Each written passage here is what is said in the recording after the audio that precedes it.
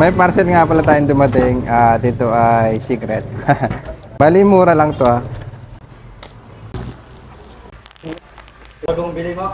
Hindi. Ganda ng pagka-package niya. Ito nga pala guys ay vinyl sticker, kulay black. Lalagay ko to dun sa ating head cowling. Hindi ko siya pipinturahan. Didikitan na lang natin siya ng sticker. Bali, nabili ko to sa TikTok shop. 89 pesos. Try natin magdikit ito. First time ko lang gagawa ng ganito. 89 pesos mo. Ito siya kahaba. Halos kalahating di pa. Lampas pa.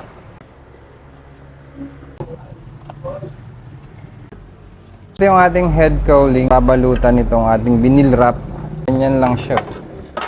Uy, sakop na agad ng isa. Haba pa yung matitira. Pwede pa nating ilagay sa tapaludo. Kasi yung tapaludo ng motor ko, meron ng gas-gas. Pwede. Kahit dito lang sa una. Ganyan lang. Muna. Pasamantagal. Ang kailangan natin, syempre, itong blower. Bali, first time ko lang itong gagawin. Sana maging maayos. At maganda yung kalabasan ng ating projects natin to eh. Para kay Hashi.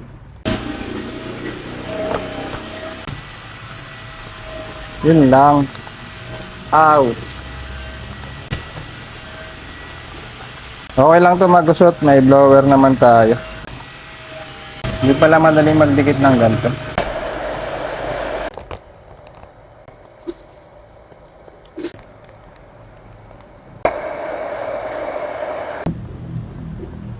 Ng magic ng blower. Hirap pa. Yun, no? Kuminis-kinis naman.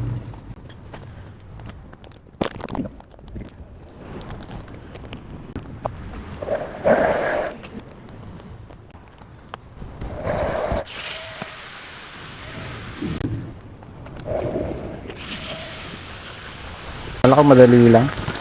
Hindi rin pala biro.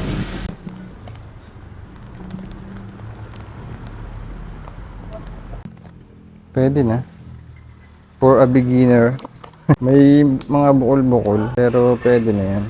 Di pala madali ang magbuo ng ganito. May bubbles. Kaya pala may blower. Para may stretch yung ating sticker. Lumambot.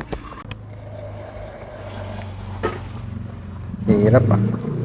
Kala ko madali lang. Hirap pala. At least nasa proseso tayo.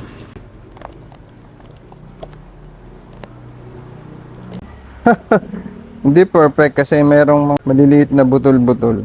Pero okay na yan. Okay lang yan.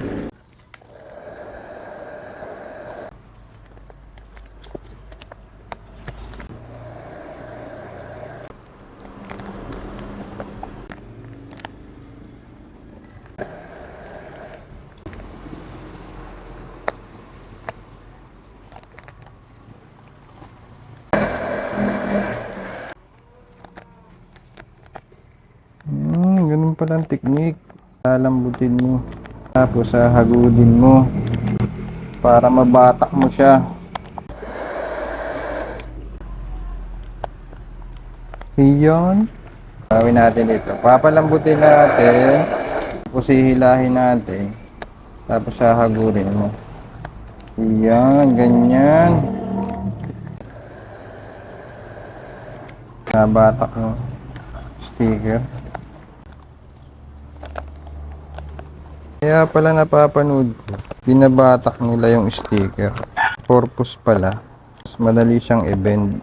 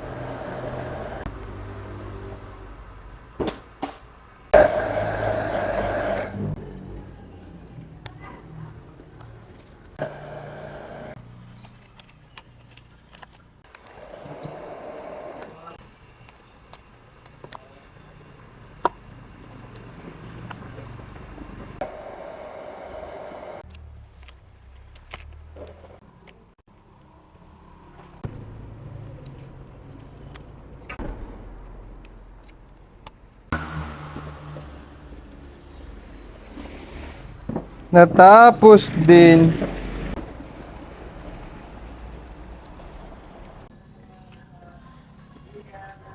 Hindi perfect, pero pwede na. Ayan o. Daming dugsong. Okay na yan. Huwag lang tititigan. Hirap din pala magganto. Yan ang ating finished product. Salpak natin. Yun o. Oh. Ha! As a first timer, pwede na. Alright.